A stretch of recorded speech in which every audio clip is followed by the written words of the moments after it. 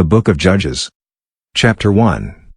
After the death of Joshua, the children of Israel asked of Yahweh, saying, Who should go up for us first against the Canaanites, to fight against them?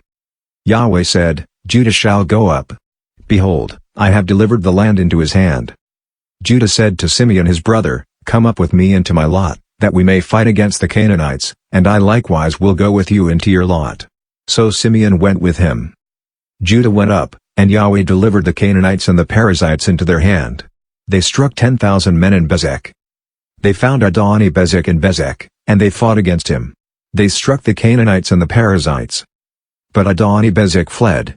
They pursued him, caught him, and cut off his thumbs and his big toes. Adoni-Bezek said, 70 kings, having their thumbs and their big toes cut off, scavenged under my table. As I have done, so God has done to me. They brought him to Jerusalem, and he died there. The children of Judah fought against Jerusalem, took it, struck it with the edge of the sword, and set the city on fire. After that, the children of Judah went down to fight against the Canaanites who lived in the hill country, and in the south, and in the lowland. Judah went against the Canaanites who lived in Hebron. The name of Hebron before that was Kiriath Arba. They struck Shishai, Ahiman, and Talmai. From there he went against the inhabitants of Debir. The name of Debir before that was Kiriath Sepher. Caleb said, I will give Achsah my daughter as wife to the man who strikes Kiriath Sepher, and takes it. Othniel the son of Kenaz, Caleb's younger brother, took it, so he gave him Achsah his daughter as his wife. When she came, she got him to ask her father for a field. She got off her donkey, and Caleb said to her, What would you like? She said to him, Give me a blessing, because you have set me in the land of the south, give me also springs of water. Then Caleb gave her the upper springs and the lower springs. The children of the Kenite, Moses' brother-in-law, went up out of the city of palm trees with the children of Judah into the wilderness of Judah, which is in the south of Arad, and they went and lived with the people. Judah went with Simeon his brother, and they struck the Canaanites who inhabited Zephath, and utterly destroyed it. The name of the city was called Hormah. Also Judah took Gaza with its border, and Ashkelon with its border, and Ekron with its border. Yahweh was with Judah, and drove out the inhabitants of the hill country, for he could not drive out the inhabitants of the valley, because they had chariots of iron. They gave Hebron to Caleb, as Moses had said, and he drove the 3 sons of Anak out of there.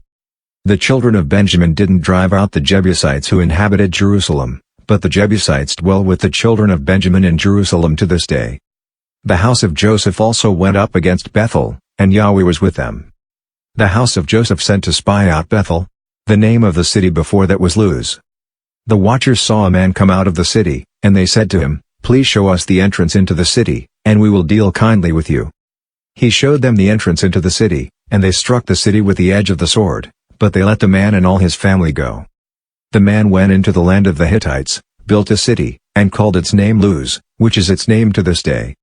Manasseh didn't drive out the inhabitants of Bethshean and its towns, nor Tanakh and its towns, nor the inhabitants of Dor and its towns, nor the inhabitants of Ibleam and its towns, nor the inhabitants of Megiddo and its towns, but the Canaanites would dwell in that land.